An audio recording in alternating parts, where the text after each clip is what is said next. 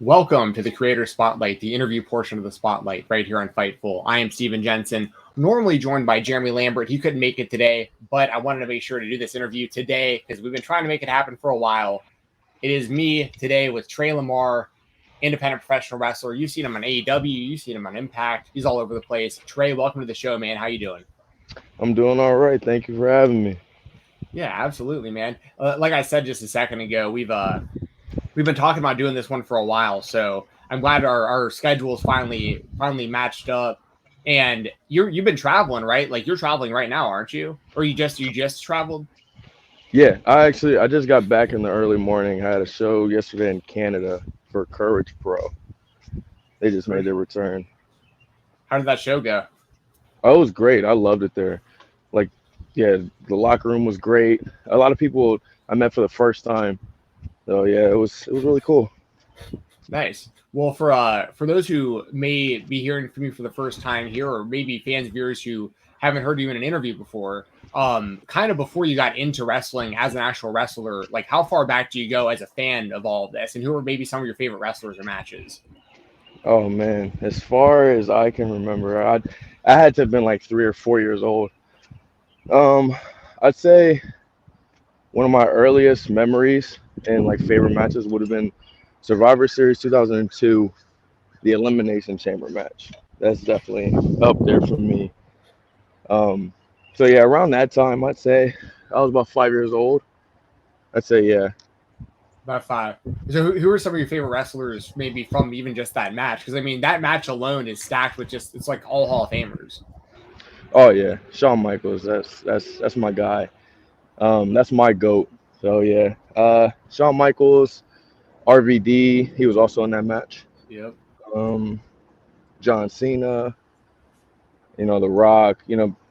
Those type of guys. Those are my guys back in the day. Jeff Hardy as well, for sure. Nice. So right around that time, also like, were you getting into like TNA at all back then as a fan? Yeah. So like, what got me into TNA was AJ Styles. Uh, like I watched TNA basically for him. The Motor City Machine Guns as well. I gotta put them up there, but yeah, AJ was my guy.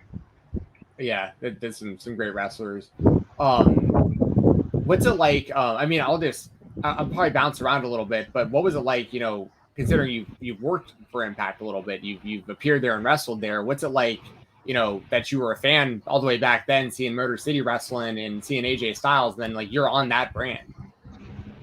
Yeah. I was definitely dope, and actually, it's crazy because Alex Shelley, he played a big part in that. Like he put my name out there, as long like alongside Lee Moriarty, Ben Carter at the time. Like he brought us into Impact and got us our opportunity there. So that was pretty cool. Uh, and then like also, I had noticed it was Genesis that year, 2020. I did 2020, yeah, yep. this X Cup. I noticed that like I had hit the Pele kick in that match, and I'm like about a week later, I noticed I was like, dang, I hit the Pele kick on Impact, and like I remember when I was little, that was like the coolest move ever to me, right? Uh, from AJ Styles. Of So I'm course. just like, wow, yeah, it was really cool. Man, how did you kind of form that relationship with Alex Shelley for him to like even get to the point of vouching for you for Impact? Um, so like it started just being on a couple shows with him back in 2019. I wasn't wrestling him. I think he was like he came like did some appearances and then he wrestled Lee. And I remember just picking his brain backstage and like we sort of just formed a bond. Especially because like one of my trainers was Johnny Gargano, and like he had a hand in like his career coming up. So like he wanted to take me under his wing as well. Uh, so yeah, that's pretty much how that happened, and like we just formed a relationship from there. Well, and, I was going to ask you about this, so it's a perfect transition.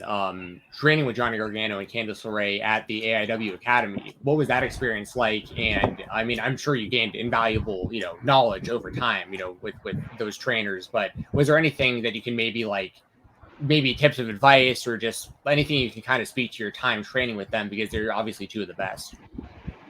Oh yeah. I learned a lot from those two. At the time, so that was when Johnny had started getting his opportunity with WWE. Um, he was just like doing appearances. So he was still there, but like he like every now and then he would have to dip out. So I got about 7 months of training with him, and then he had took off. But yeah, in that 7 months period of time, yeah, I learned a lot from him, and yeah, he's a really cool guy. So yeah, I Who miss being were around him. who were kind of some of the main trainers like while he was gone?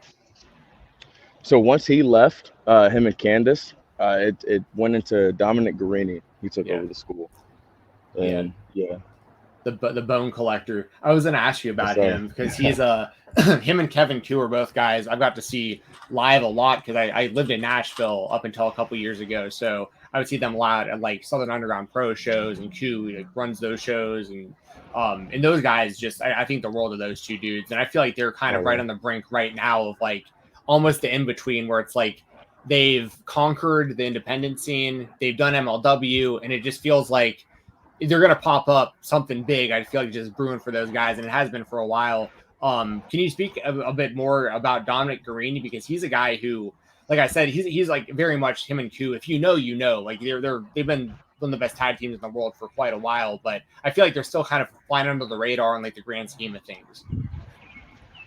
yeah. Yeah, Dom. Like I said, when he had took over the academy, and like he handled that transition really well. From going like doing seminars all over, and just from the experience that he had grabbed from his couple years of wrestling at the time. And he's very knowledgeable. Like he has like a deep understanding of professional wrestling, and yeah, that carries over into him and Ku. Like Ku is the same way. That's why they are one of the best tag teams in independent professional wrestling. So So when after you like kind of got your feet wet training and everything, what were kind of your first experiences like as like a wrestler wrestling out in front of people that weren't other trainees or like your trainers, like out in front of like a true audience? oh, you said what was the experience like Yeah, wrestling in what front of was an audience? like was it really nervous the first time you went out there? Like was the crow what was it a big crowd? Was it a really small crowd? Like how did it go for you? No, it was actually a really big crowd, like really big, because like I was put into a match. Like I had one match prior to that, which was a bar show, and like there was like all of the AIW faithful people, like fan base there, and like I remember I was like really really nervous, especially because like I wasn't prepared to wrestle that day. I sort of just I was just there as a trainee, like tearing down the ring, all that stuff, and I just got the opportunity because Ryan Kaplan appeared. He was like, "Hey, you want to wrestle Ryan Kaplan?" And I was like, "Yeah, let's do it." But yeah, like so, I was really, really nervous that night. But then like I had my official debut, which was supposed to be my actual debut. I had appeared with five other of the AIW trainees, and we all debuted at one time, and it was just like since we like gathered all of our like family and like sold as many tickets as we possibly could, it was a huge crowd that night. I don't know, like I don't think I was really nervous that day. I felt very comfortable, just like and really excited to be out there. It was a great feeling. I'll never forget it for sure. That's awesome. I was looking at like your cage match profile, and I saw that Kaplan was the first match listed, and I was like, I wonder if that actually was like legit the first match because cage match isn't always right. That's kind of a wild because that dude's nuts. Like he's obviously Yeah, still an AAW staple. So yeah, he is. He's crazy, but yeah, that was my like actual debut. Yeah, okay, that was a gotcha. wild one. How did you wind up linking up with the Big Starks brand and those people over there? So I had met Mouse down there in the Kentucky, Indiana area. I started like I seen some of his work, like with Cole Radrick and Mance Warner. Those two I know like were two of the first people I had seen like really taking pictures with him at the time. And I remember like I had my debut at IWA Mid South, and I knew he was going to be there, and I was really excited, to take those pictures with Mouse. 'Cause I like was a big fan of his work. And then so I worked with him, and then I don't know, I just me and him like he's like one of the closest people I have in all of wrestling. Like he's like a best friend of mine, you know. Um, so yeah, it just happened naturally. Of course, I'll just add it to the Big Stars brand as one of Yeah. their core people. Because I know like there's varying degrees of like getting in with that crew. It's like it can vary from like a really loyal friendship to like Mouse just having extra knee pads and being like, Yeah, man. throw the BSB on.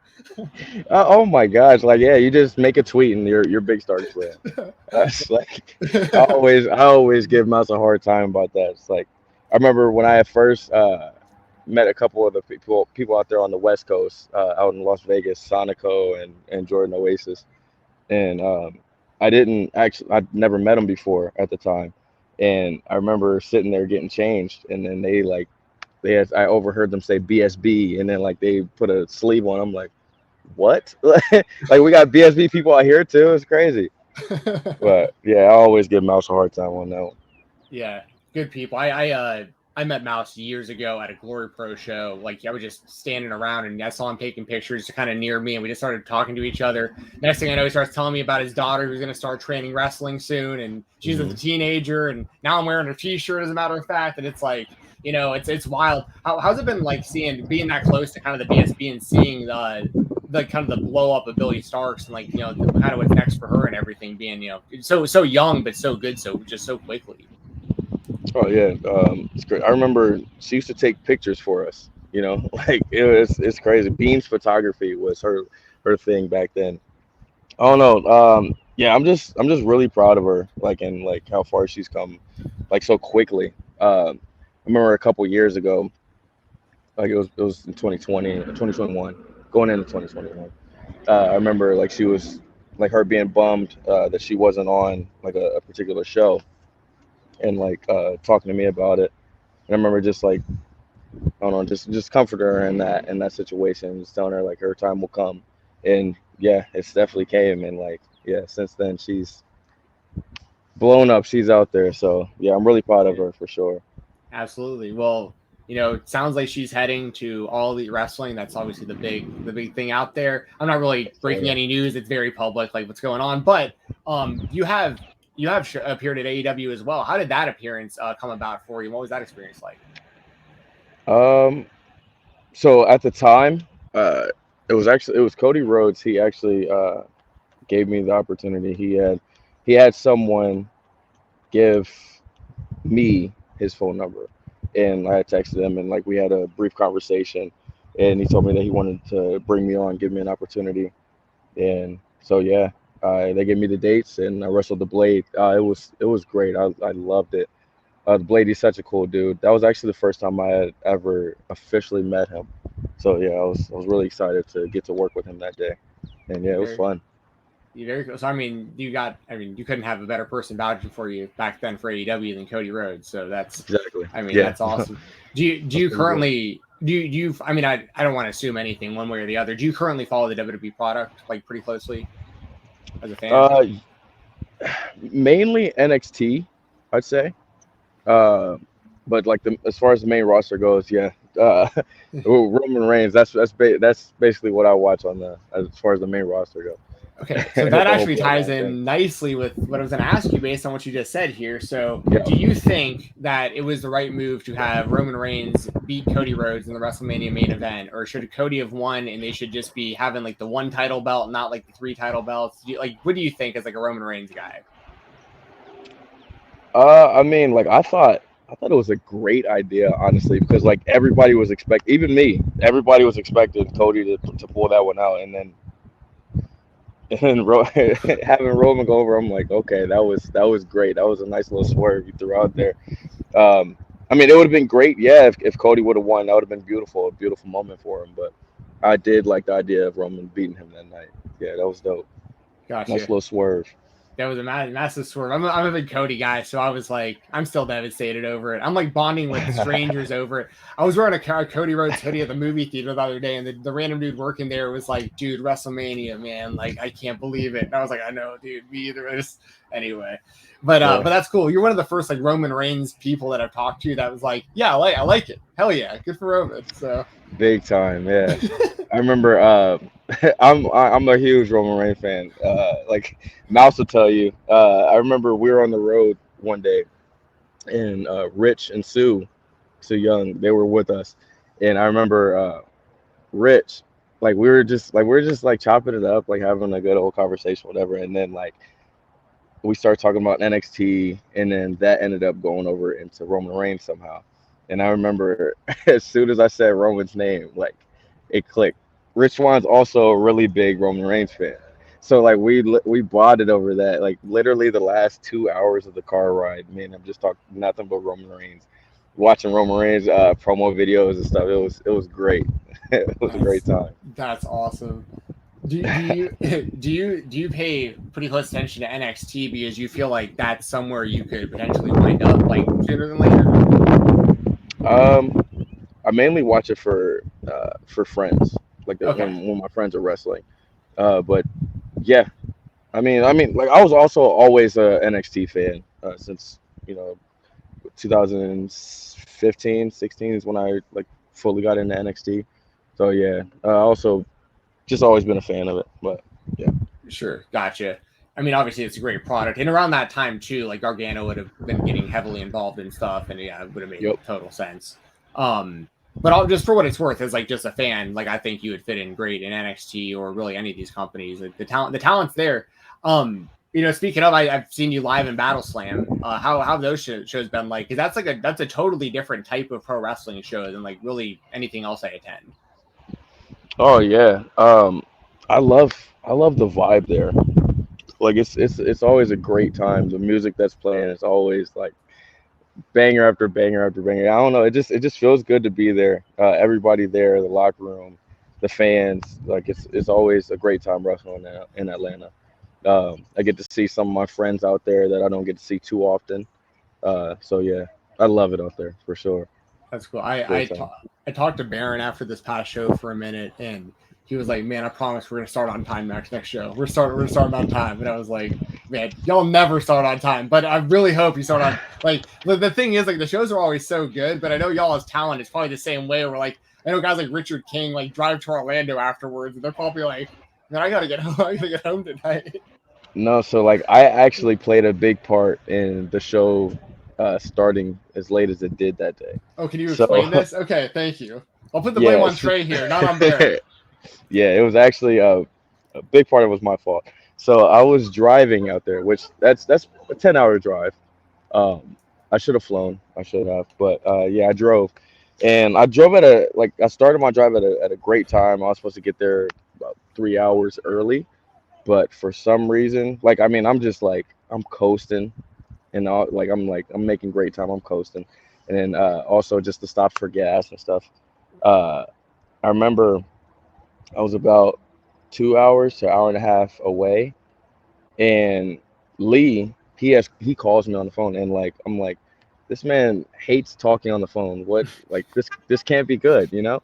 So I'm like, I answer the phone. I'm like, what do you want, bro? What's up? He said, hey, Baron told you to get here right now. Like, hurry up. And like I was like, whatever. I'm only an hour and a half away. I'm almost there. He tells me they just bust out laughing, and he tells me, yo, the show starts in 30 minutes. And I'm like, bro, what? like and so it turned out that I didn't read over the group message as well, like, as well as I should have. I kind of just skimmed over and like was looking for times.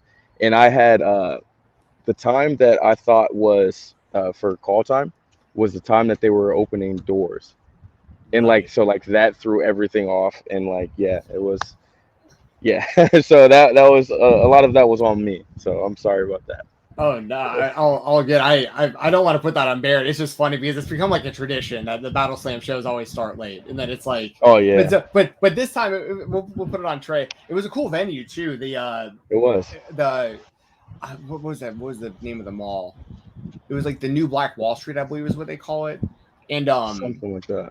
it was yeah, it was a really cool spot, and the way that they tarped off like that whole back of it. I was walking around for a minute trying to find it, and I saw Alex Kane walking around in his singlet, and I was like, oh, okay, wrestling's definitely here. So I just got to find Yeah. out where exactly this is going on. But it was a really fun show. You know. Oh yeah, and the presentation was dope too. Like all the lighting and everything. Yeah, it was great for sure. Yeah. I wanted to ask you as well. I like kind of getting in the minds of wrestlers when it comes to this. If I remember to ask, but why do you choose the finishing moves that you choose? Like I know you do the froggy bow and the brain buster. Like what are the reasonings behind those moves? So I like lately I've just been doing the brainbuster as my Yeah. finish. And Yes. like I've always been a fan of that move. Like I don't know what it is. Like a great brainbuster. Oh man, I love it. So I mean I don't know. I just like I started using it as one of my bigger moves, and like a couple of people that I know of, like a couple of friends of mine, they started saying like, "Oh, that should be a finish. That should be a finish," because it looks like I'm just like totally murdering these guys, you know. So Yes. yeah, I decided, yeah, I'll just go with it. You know, I like the look of it, and yeah, I don't know, I just went with it. Looks good. Just You went get some with it. air too. You kind of jump up with them too. That extra oomph on the way down. I like it. Yeah, yeah. Yeah. I Okay. take I Cool. take pride in the brain busters, bro. Yeah. Yes, for sure, for sure. Hey, you can. I think that if you do it right and you can get anything over. Oh yeah. Like Adam Priest is out there beating people with DDTs all over the place. It's like, yeah, you can still make a DDT and finish a move. Hell yeah, just people gotta stay down for it. Exactly. It's all about how you build towards the move. You know, you can do anything as a finish. I remember earlier on in my career when I first started doing the Pele, I was actually doing the Pele as my finish. You know, it's just all about how you build towards it. Anything can be a finish. You can do a roll up as a finish, of course. You know. For sure. So Yeah, absolutely. Orange Cassidy does that mousetrap pretty often, where it's like, there you go. exactly. It's perfect. It's a perfect example. Yep. Um, what are some of your favorite matches you've had so far throughout your career? Ooh, I've been very fortunate to wrestle like all of the athletes that I've wrestled. So I don't know. It's kind of hard to pinpoint some. I'd say Alex Shelley for sure is up there. Me and his singles match at AIW in 2020. Yeah, early 2020, right before the pandemic. It was in February. Um, remember me and Trey Miguel had a really fun one, also in 2020. That was at Black Label Pro at the show We're Back in August, I believe, that year. Um, crap, there's just so many. I don't know. Like, yeah, I've had a lot of fun ones for sure, bro. I'd have to Yeah, really think about that one. it's okay. I'm putting you on the spot. It'd be tough Yeah. for me too to have to do that. Um, a match you recently had that I'm sure you'll have really good, clear memories of right now because you just had it, and you got to team up with an absolute legend as well. It was you, Isaiah Moore, and Two Cold Scorpio taking on the Bang Bros and Jordan Oliver. What was it like teaming up with Two Cold? It was great. Too Cold is like, he's dope, bro. Like that. So like I've met him before, like in the locker rooms, but like never actually got the chance to talk to him and everything. Um, but I did this time. Like of course, working with him, I got to talk to him a lot more. And also after the show, I took him to the airport, and so like, like he was giving me some of the stories from Japan, back in his days and stuff, and it's like, yeah, this dude's dope. Like yeah, he's a cool dude for sure. What music do you listen to when you're on a car ride with Two Cold Scorpio? Honestly, there was no music being played. It was just us talking, just chopping it up. He's cool, bro. He's a Oh, cool very dude. cool. Very cool. Absolute legend. That word gets thrown around a lot. Two Cold Scorpio is an absolute legend, and he's still doing Absolutely. it to like the same level. Like he's still hitting all his stuff to this day, hitting tumbleweeds and stuff. It's crazy. Yeah. Um, and you got the pinfall for your team in that one too. That must have felt good. Yes, sir. So that was also another thing. Too Cole was actually supposed to do it, but he like going into it, he was like, I'm gonna have you do it, like because like everybody's expecting, Too Cold's on the show. He's in the match. Everybody's expecting for him to win, of course, him to get the pinfall, but he was like, I mean, that does nothing for me, and he was like, I want you to do it. So I felt like that was cool of him. I really like that. Yeah, that's awesome. That's a great story. Good for Two Yeah. Cold. Um, and everyone in that match, I'm a fan of. Isaiah Moore and one of your other teammates, and of course, the Bang Bros on the other side, another team that's like finally started to break out. It feels like people are finally starting to like bring their names up, and they've been good for a long time. And Long one time. guy I really want your opinion on is Jordan Alt, because he's someone who every time I interview a wrestler, they're like, even without even asking, I'll just say, like, who do you want to wrestle, or like, who do you get advice from, or who do you see backstage that you kind of get a good vibe from, or whatever. Jordan Oliver's name always pops up, so I might as well just point blank ask, like, what are your thoughts on Jordan Oliver? I know you've wrestled him in singles matches as well. Oh yeah, a couple of times. Yeah, he's great to work with. Also, like I'll put that out there. Um, yeah, he's super chill. He's super professional. I mean, my man, he's the only one in the locker room wearing suits and everything. Like he's like super, he's super professional, bro. He looks great. He got himself in incredible shape. You know, every show that I'm on with him, he's putting on a crazy performance. He's great to be around for sure. Yeah, all I got to say. I mean, he's just super professional. He's a super cool dude. Yeah, for sure. Cool. Do you have any like match? Well, I'm sure you have a ton of matches you haven't had yet, and like dream opponents. But does anyone come to mind, like kind of in the immediate future, of some people you think you could wrestle maybe in the next like few months, and then maybe some like bigger picture, like long term, like maybe on like a mainstream show, like some like really big dream opponents, you'd have for that as well. I know there are a couple matches. Like, there's quite a few matches that I've never had on the Indies, and I would love to. Um, there's Speedball, Mike Bailey, of course. He's up there. He's probably number one right now on the Indies. That could totally happen at Battle Slam, by the way. Y'all are there all the time. Oh yeah, I mean, honestly, so yeah. Let me see. I think about this all the time, but like I don't know why they're not coming to mind right now. Have you wrestled Gargano one-on-one ever? Like, has there ever been a chance for that? Nope. I remember when he had first got released by the WWE. We had had a conversation, and like that was something that we were really hoping for. But then, like he didn't stay on the Indies as long as he was going to. He didn't actually wrestle on the Indies at all. He's just kind of chilled. But yeah, like that's definitely one of my top 3 dream matches, like that. Like as far as people that are not on the Indies right now. And those would be Johnny Gargano, Finn Balor, and AJ Styles. Those 3 are matches that I need before I'm done wrestling, for sure. All very possible, and that's. Oh yeah. I mean, they're all in the same spot. So I mean, is that kind of?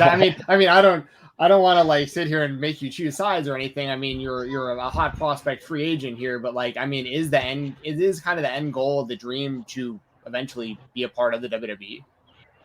Oh, that's always been my goal. Like, been my biggest goal in wrestling is to get to the WWE. And that's where I became a professional wrestling fan, is the WWE. I never knew anything about the Indies when I first started training. Like I remember some of the conversations that, like the early conversations I would have with Johnny is like, how long does it take for me to get on SmackDown?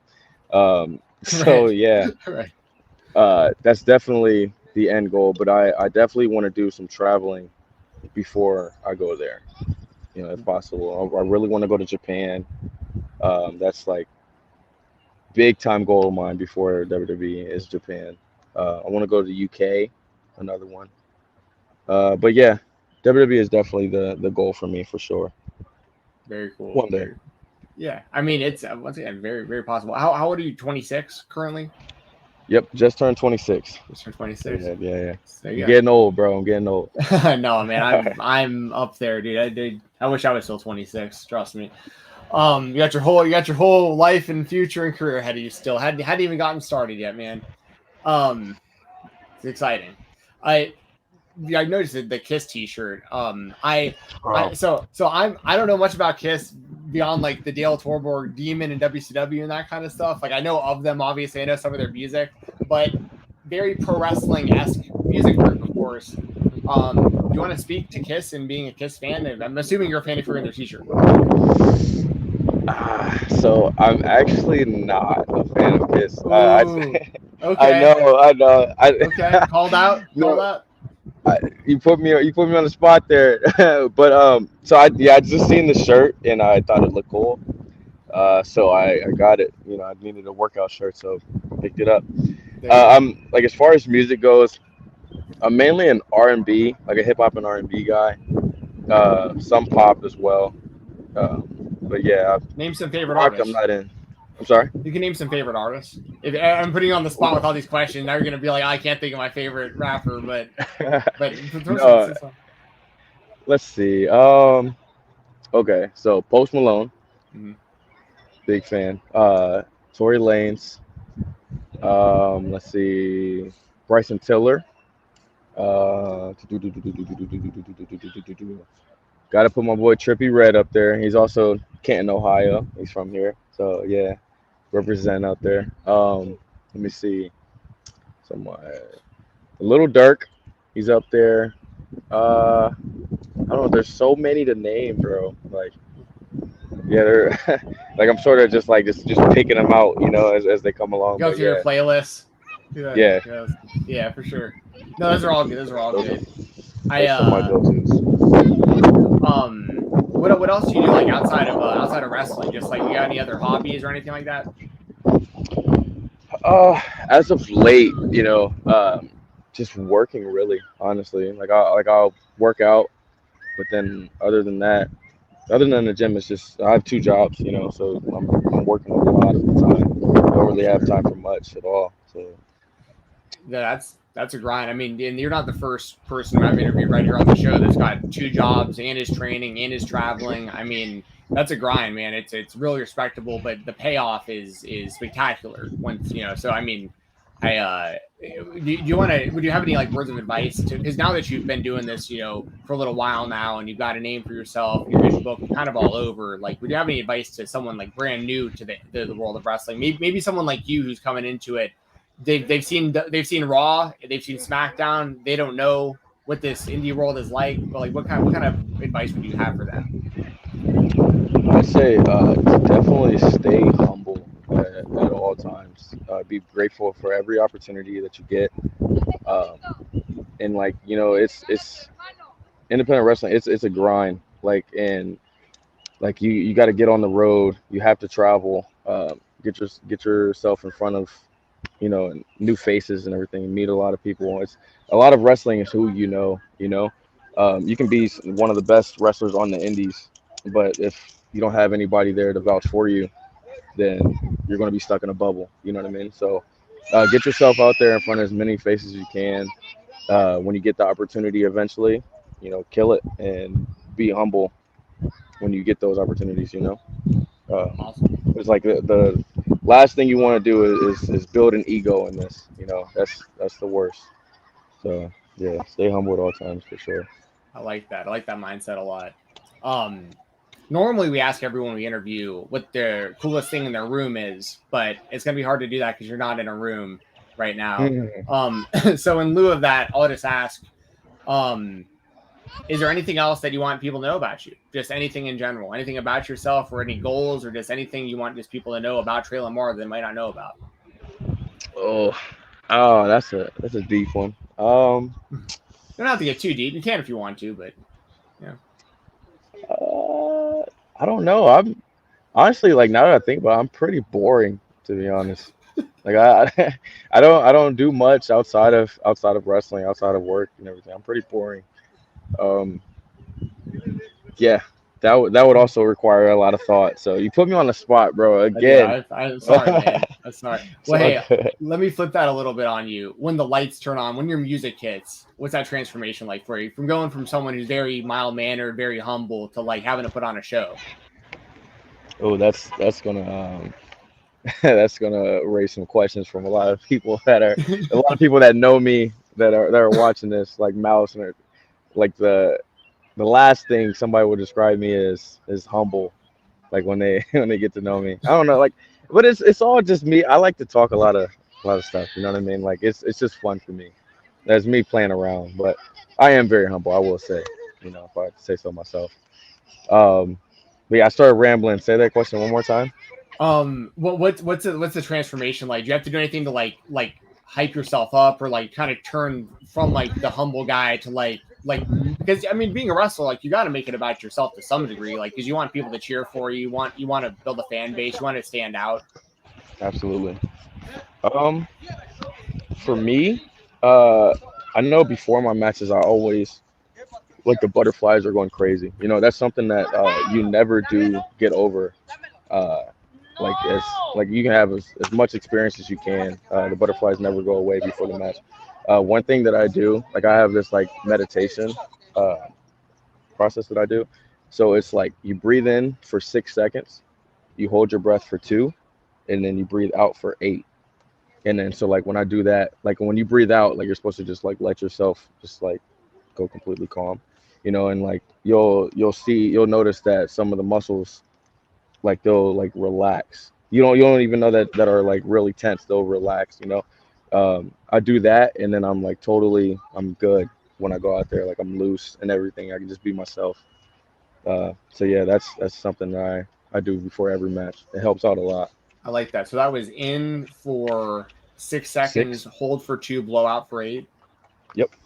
Okay, I'm gonna try that. You know, I deal with anxiety. A lot of the people that are watching this interview when it airs in the chat that are seeing this right now, a lot of us have anxiety. A lot of us get nervous. I think that breathing is super important. That's something I don't think about nearly enough. But if you can control your breath, that's a game changer. No, for sure. Yeah, I deal with anxiety too. Like I get pretty anxious. So that really helps out a lot. I definitely do recommend it. Absolutely. For Well, sure. as we wrap up here, Trey, I appreciate all your time. And Of course. please let everyone know where to find you at your social media, merch. We'll have links in the description of the video as well. Okay. So you can find me on Twitter and Instagram at Tre LaMar _ So that's TRELAMAR _. And then Facebook at Tre LaMar. There you go. Yeah. Once again, There it follow is. this man, get tapped in, watch his matches, buy the merchandise. Trey, thanks again for I joining need to us. get merch. I need to get merch. Do you not have any merch at all? I haven't made any shirts. Like I've had a shirt design that I've been sitting on for literally 2 years now. Never got it made. I haven't made any shirts since 2019, actually. So Dude, yeah, I need to get on that. make new merch. Send me Yeah. and the people over here at Fightful the links. We'll make sure people know where to find it when you put it out there. You gotta have merch. You gotta have merch, Trey. Hey, next time I see you at Battle Slam, if you have a t-shirt, I'll buy one from you, okay? I appreciate that. Thank you. Yeah, absolutely. I do. All right. Well, that's gonna do it for this this Creator Spotlight interview with myself and Tre LaMar. I've been Steven Jensen, and right back here on the show.